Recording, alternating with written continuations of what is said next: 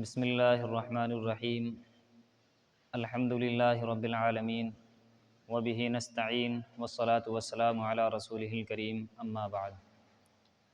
मोहतरम सामईन, मेरे अज़ीज़ उम्मत मुस्लिमा के गयूर नौजवानों, जैसा कि आप हज़रात जानते हैं कि हमारे मुल्क भारत में आए दिन हालात दुश्वार होते जा रहे हैं, या यूँ कह लीजिए कि हम मुसलमानों के लिए और पूरी उम्मत मुस्लिमा के लिए, ख़ास तौर से इस मुल्क में रहने वाले मुसलमानों के लिए जो हालात बन रहे हैं,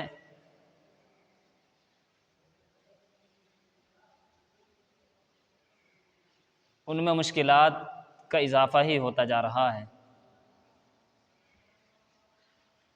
उन्हीं मुश्किलात में से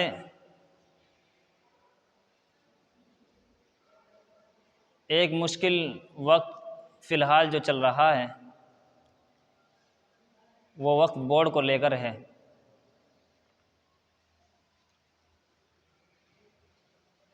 मसला तो काफ़ी दिनों से चल रहा है। मैंने इससे पहले भी एक वीडियो के ज़रिए से ये बतलाया था कि वक्फ़ क्या चीज़ है और वक्फ़ बोर्ड क्या चीज़ है। तो अगर आप हज़रात ने उस वीडियो को या उस बयान को नहीं सुना या देखा है तो उसका लिंक हम इस वीडियो के डिस्क्रिप्शन में डाल देंगे। आप उस बयान को ज़रूर समाअत कर लें, शायद आपके बात समझ में आ जाए। तो बहरहाल मुख्तसर से अंदाज़ में आपको एक पैगाम पहुंचाना है, और वो पैगाम ये है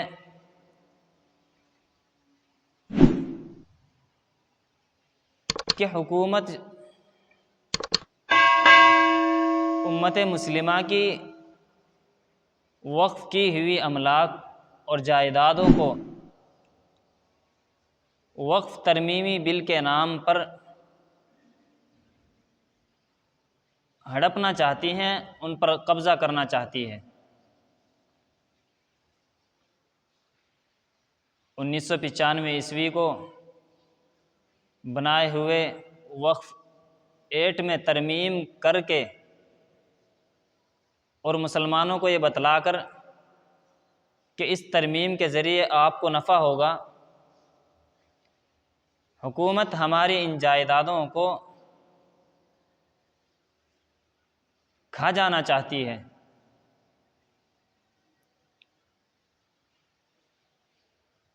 जिस तरीके से हुकूमत ने एयरलाइंस को हड़प लिया है, रेलवे को हड़प लिया है, हवाई जहाज़ अड्डों को हड़प लिया है, और दीगर जो जायदादें हैं उनको हुकूमत ने बेचकर खा लिया है। अब चूँकि इनके पास तो इनके बाप दादा ने कुछ छोड़ा नहीं है, अब इनकी नीयत हम मुसलमानों की मिल्कियतों पर आन पड़ी है। चूँकि इस तरमीमी बिल के ज़रिए कुछ ऐसे नुकसानात हैं जिनका खमियाजा हम मुसलमानों को भुगतना पड़ेगा।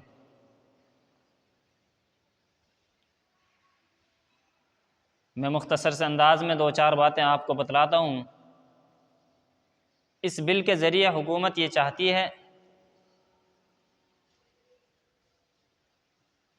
कि वक्फ़ बाय यूज़र को ख़त्म करके कलेक्टर को इसका ज़िम्मेदार बना दिया जाए।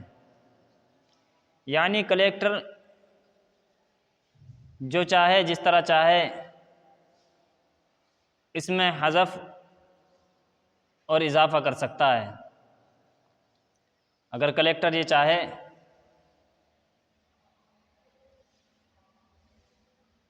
कि हमारी किसी मस्जिद को या मदरसे को या कब्रिस्तान को कि वक्फ की हुई नहीं है, बल्कि ये हुकूमत की मिल्कियत है। तो जिस तरह कलेक्टर कह देगा वैसे ही बात को मान लिया जाएगा और वक्फ की हुई जायदाद को हुकूमत की मिल्कियत करार दे दिया जाएगा। इसी तरह एक पहलू इसमें यह भी है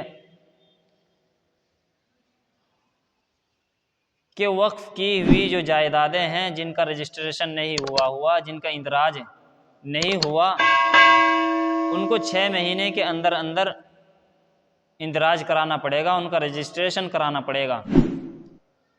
अगर 6 महीने से ज़ायद वक्त गुजर गया तो अब वो जायदाद जो है वो हुकूमत के कब्ज़े में चली जाएगी, अब उसका रजिस्ट्रेशन नहीं होगा।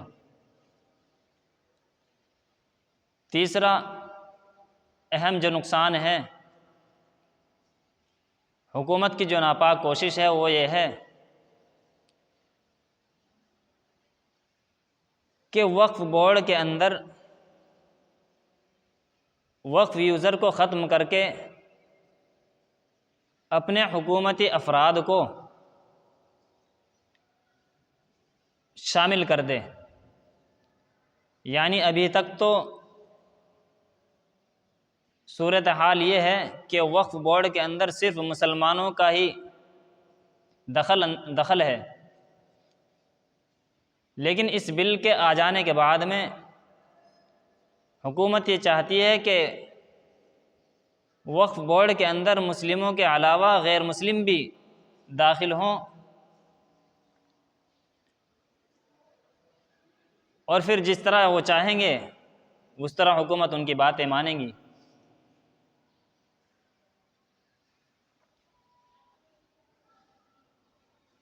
और दूसरी बात ये, अगर किसी मस्जिद का रजिस्ट्रेशन है, किसी मदरसे का रजिस्ट्रेशन है और उसकी कमेटी बनी हुई है तो उस कमेटी के अंदर भी हुकूमत अपने अफराद को दाखिल करेगी, शामिल करेगी।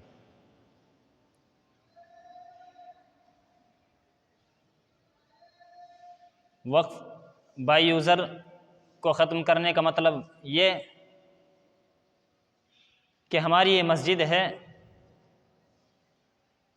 आप इसके अंदर जब चाहें, जैसे चाहें, जिस तरह चाहें आकर नमाज अदा कर सकते हैं, आपको इख्तियार है।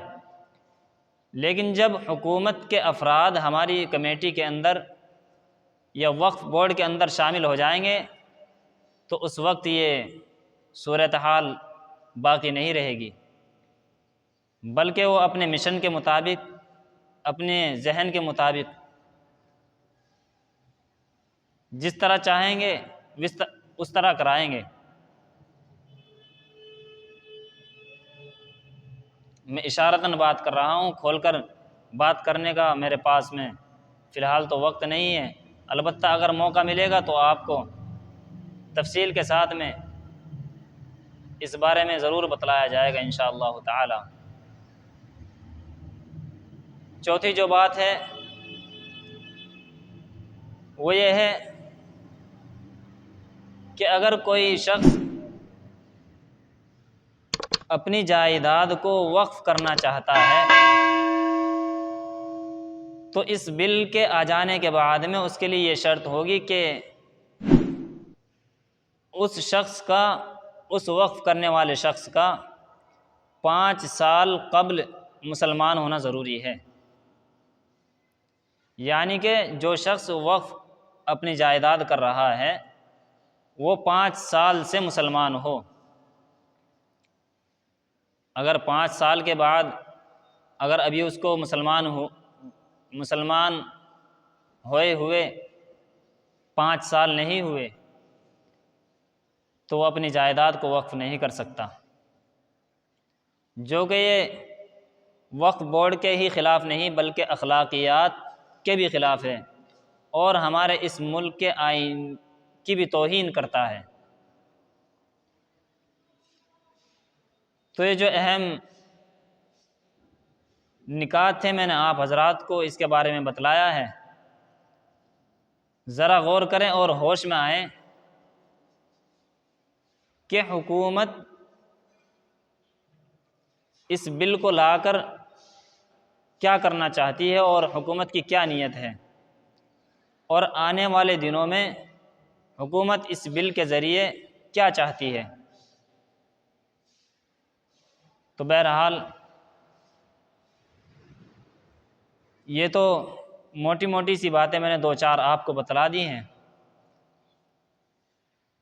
तो इस बिल की मुखालिफत करने के लिए और अपनी राय देने के लिए हमारे अकाबिरीन ने, हमारे उलमाए किराम ने, हमारे कायदीन ने ख़ास तौर से बैरिस्टर असदुद्दीन ओवैसी साहब, जो कि इस मामले में काबिल मुबारकबाद भी हैं, और all India Muslim personal law board ने कुछ हिदायत के साथ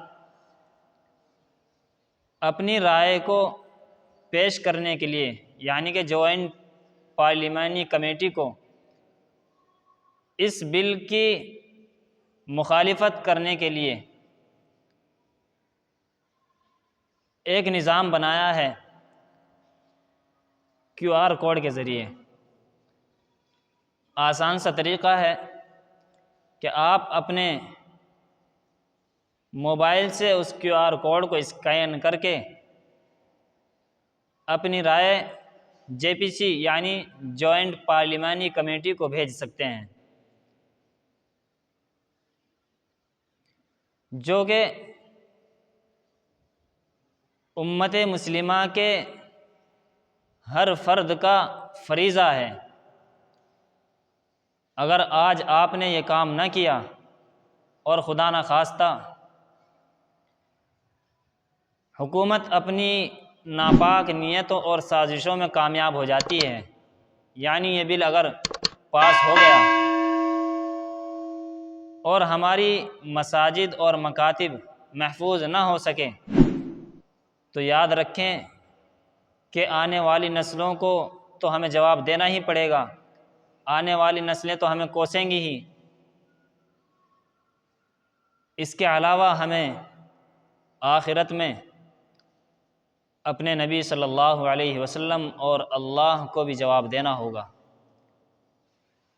कि आपने इस मामले में क्या रद्द अमल किया है, आपने अपनी तरफ से क्या कोशिशें की हैं।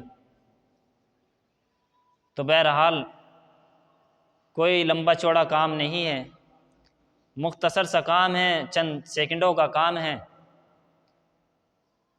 आप ज़रूर भी ज़रूर इस काम को करें। और ये भी बतला दूं कि आज 13 तारीख़ है,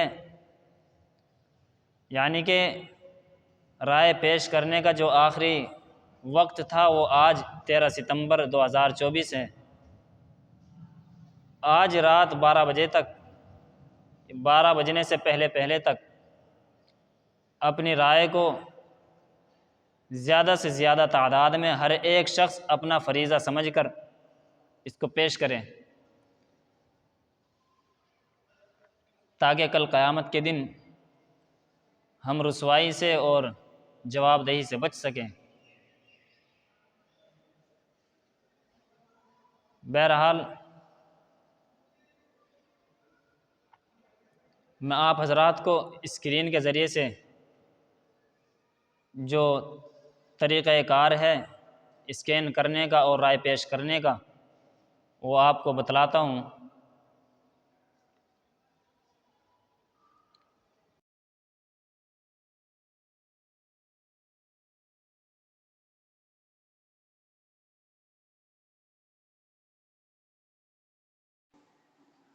तो सामईन, सबसे पहले तो ये देखना है कि अगर आपके पास में QR कोड मोबाइल के अंदर है तो उसको किस तरह स्कैन करेंगे, या अगर आपके सामने QR कोड प्रिंट आउट की शक्ल में है उसको किस तरह स्कैन करेंगे। तो चूँकि मैं सबसे पहले आपको बतलाता हूँ कि अगर आपके पास मोबाइल के अंदर QR कोड है तो उसको स्कैन करके राय पेश करने का क्या तरीक़ा है, तो ज़रा ध्यान के साथ में आप देखें। सबसे पहले आपको अपने फ़ोन के अंदर जो गूगल है उसको ओपन करना है। मैंने यहाँ गूगल के ऊपर क्लिक किया, ये हमारे सामने गूगल का जो इंटरफेस है वो सामने आ गया है। अब इसके अंदर जो सर्च की पट्टी होती है उसके अंदर एक माइक बना हुआ होता है जिसके ज़रिए बोलकर सर्च किया जाता है, और एक कैमरे की शक्ल का बना हुआ गूगल लेंस है जिसके ज़रिए हम किसी चीज़ का फ़ोटो स्कैन करके उसके ज़रिए उसके मुतालिक तफसीलात मालूम कर सकते हैं। तो चूँकि हमें QR कोड स्कैन करना है तो हम इस कैमरे के ऊपर यानी गूगल लेंस के ऊपर क्लिक करेंगे। चूँकि मेरे पास में QR कोड मौजूद है मोबाइल के अंदर, मैं यहाँ से उसको ले लेता हूँ। ये मैंने क्लिक किया,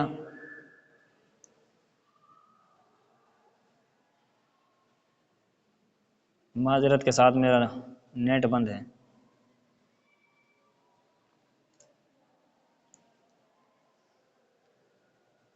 चलें ट्राई अगेन करते हैं, क्योंकि नेट बंद था इसलिए फेल्ड दिखा दिया। अब देखिए आसान सा तरीका, जैसे ही आप QR कोड पे क्लिक करेंगे तो आपके सामने एक नीली सी पट्टी लिंक की शक्ल में ज़ाहिर हो जाएगी। आपको कुछ नहीं करना, सिर्फ इस नीली सी पट्टी पर जो लिखा हुआ है लिंक की शक्ल में, इस पर आपको क्लिक करना है।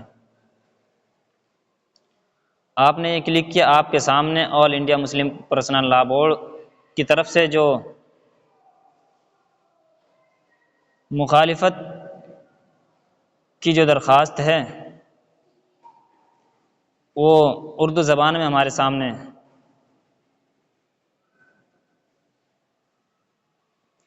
अगर आप उर्दू पढ़े लिखे नहीं हैं तो आप यही एक छोटा सा खाना बना हुआ है जिसके अंदर उर्दू लिखा हुआ है, आप इस पर क्लिक करें। यहाँ से आप जिस ज़बान में आप इस दरख्वास्त को पढ़ना चाहते हैं, मसलन आपको इंग्लिश में पढ़ना है तो आप इंग्लिश के ऊपर टिक कर दें, या हिंदी पढ़ना चाहते हैं तो हिंदी के ऊपर आप क्लिक कर दें। तो चूँकि मैं आपको बतलाने के लिए हिंदी में क्लिक कर रहा हूँ तो ये हमारी जो दरख्वास्त है वो हिंदी के अंदर कन्वर्ट हो गई है। अब कुछ नहीं करना, आपको एक सबसे नीचे नीली सी पट्टी दिखाई दे रही है जिसमें लिखा हुआ है ओपन जीमेल इंग्लिश के अंदर, और हिंदी में लिखा है कि जीमेल खोलें। तो मैं इस पर क्लिक करता हूँ। अब देखें कि सबसे ऊपर मेरी आईडी का नाम आया हुआ है, और इसी तरीके से जो दरख्वास्त है वो हमारे सामने है। अब आपको करना क्या है, ये जो आपको कर्सर नज़र आ रहा है इसको इंटर करके हम नीचे लाएंगे। ये देखिए कि जहाँ ये जो कर्सर यानी कि एक डंडे की शक्ल में जो नज़र आ रहा है उसको एक मरतबा या दो मरतबा नीचे लाएंगे इंटर के ज़रिए। कीबोर्ड में जो दाएं तरफ तीर का निशान बना हुआ है इसको इंटर कहते हैं, इसके ज़रिए आप नीचे लाएंगे। और यहाँ आपको एक काम करना है, वो ये है कि यहाँ अपना नाम लिखकर तब दरख्वास्त सेंड करनी है। अगर आप बग़ैर नाम के अपनी इस दरख्वास्त को ऐसे ही सेंड कर देंगे तो चूँकि सुनने में बात ये आ रही है कि जो बग़ैर नाम की दरख्वास्तें जा रही हैं उनको मुस्तरद कर दिया जा रहा है, उनको कबूल नहीं किया जा रहा। तो आसान सा काम है, आप जिस ज़बान में लिखना चाहें उसमें अपना नाम लिख दें। मिसाल के तौर पे मैं उर्दू या हिंदी या इंग्लिश में लिखना चाहता हूँ तो उस ज़बान में लिखेंगे। मैं अपना नाम लिखता हूँ,